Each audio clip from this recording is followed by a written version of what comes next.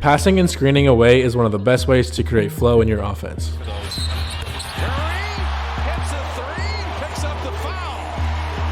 Having your best player size up every now and then can be a good option, but setting off-ball screens is a great way to get everyone to play as a team.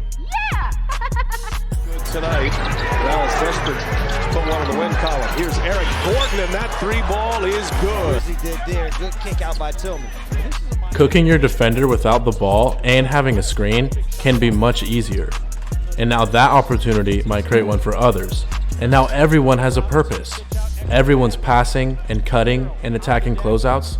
The whole team is cooperating. Hero to beat the shot clock for three, it's through. Tyler Hero. And scoring options off pin downs are really effective, and they're pretty easy to use once you understand some of the reads. Alright, so you're in the corner and the pin down screen comes. Every time you're receiving a pin down screen, the first thing you should look for every single time is an open backdoor cut.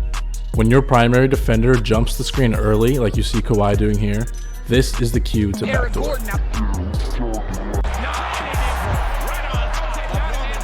When you're looking to backdoor cut, you've got to initiate some basketball grappling with your defender. Swim move off of them to gain extra separation. If your primary defender is top locking the screen, and the screener's defender is in a drop coverage, then the backdoor cut will very rarely be open because the screener's defender can help on that cut.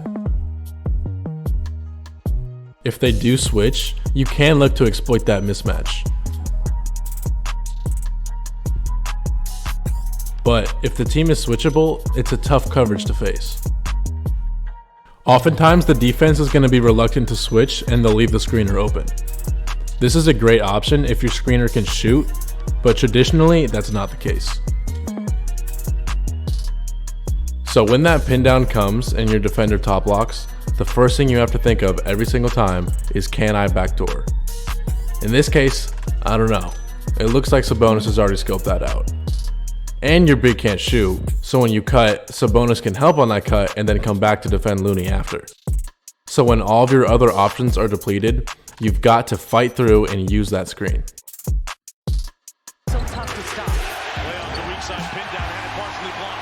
A great way to get your defender into the screen when they're denying your use of it is to walk them down until they're level with the back hip of your screener, and then use that swim move to get past them and then use the screen. So that's the long-winded way of saying you'll probably only be open for a backdoor if the big is weary of you popping out to shoot, so he shows high like you see here. This is not to say that you'll never get a backdoor if the big is dropped low. Most of the time, players will backdoor anyways, obviously hoping to be open, but mostly for spacing reasons. So, remember, when the pin down comes, think backdoor first every time. If they're not giving you the backdoor, then you've got to use the screen. When you use the screen and you see your defender get clipped by it, your option here is to pop for a jump shot. People can watch too, right? Booker drives it up off the screen, knocks it down from deep. Once you pop off the screen, the first option is to shoot. But there will be times when your primary defender sneaks back into the play. Then, you attack the basket. It's his own miss. But one thing about Dan Lott, he's got the energy and he's got the D in the three. Once you introduce your defender to your screener, all you've got to worry about now is your screener's defender. He's just trying to. If they're playing you a bit in between, you've got to shoot that every time, my boy. Slash girl. Slash them. Look, I was using boy in the genderless way. Like, you know, like saying, what's up, man? That doesn't have to be a guy. Now that we've got our options as the receiver, we've got to know our options as the screener. A good loose rule of thumb is 1 to the basket, 1 to the ball. So if your receiver pops to the ball to shoot, you, as the screener, would roll to the basket. However, if and only if the help side defender is in that drop coverage, you could fade for a jump shot.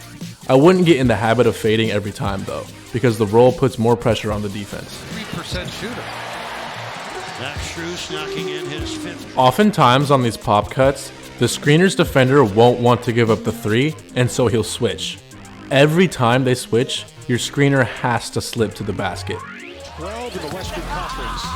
Inside, terrific rookie season from Walker Kessler. Jokic knows these guys are going to switch before they even know they're going to switch. And so he slips the screen, and then he sees his 2 options, and he looks off JTA to give MPJ a wide open 3. It's Flair to sell that to the officials as well. Jokic. The next option off the pin down is when your defender chooses to go over the screen and trail you. When you feel your defender trailing, you curl cut to the basket. Nothing is going to deter him. Curry inside on glass and one. Once you've got your defender trailing on the curl cut, the next step is to read the big. If they commit to the roll man, you simply finish in the lane. LeVert down the lane. He floats and scores. A little breathing room here in this fourth quarter as LeVert. That shot wasn't particularly easy. Had to flip it up. And if the big commits to you, pass to the roller. It's going to work to your advantage a lot of times. Breaking the paint and scoring inside it. And if they're in between, you'll also finish yourself.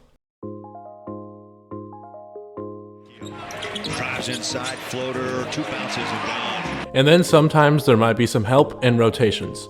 Just get out there and practice with these reads and you'll start to get a feel for the right play. Jalen driving and dunking.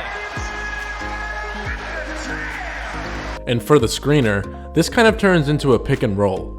So a mix of pick and roll and pick and pop are sufficient, but I would always recommend considering the roll first. Award a couple of years back. That's a 3. And last but definitely not least, your primary defender very often will go under the screen. This is probably the one you'll see the most because it's the path of least resistance. When they go under, you flare back to the corner for a jump shot, attacking the closeout when necessary. And Olynyk takes him on the baseline. When you flare cut, the screener always has to roll to the basket because the primary defender might be too far behind to close on the shot, so the screener's defender will have to close on them. When this happens, quick dot to the roll man. Inside he goes to a Congo. That's an and one. That's all for this one. Thank you for watching. If you enjoyed, please like and subscribe. And if you want to get better at other parts of basketball, my channel has been mostly dedicated to dribbling up until this point. And so if that interests you, go check out my other videos.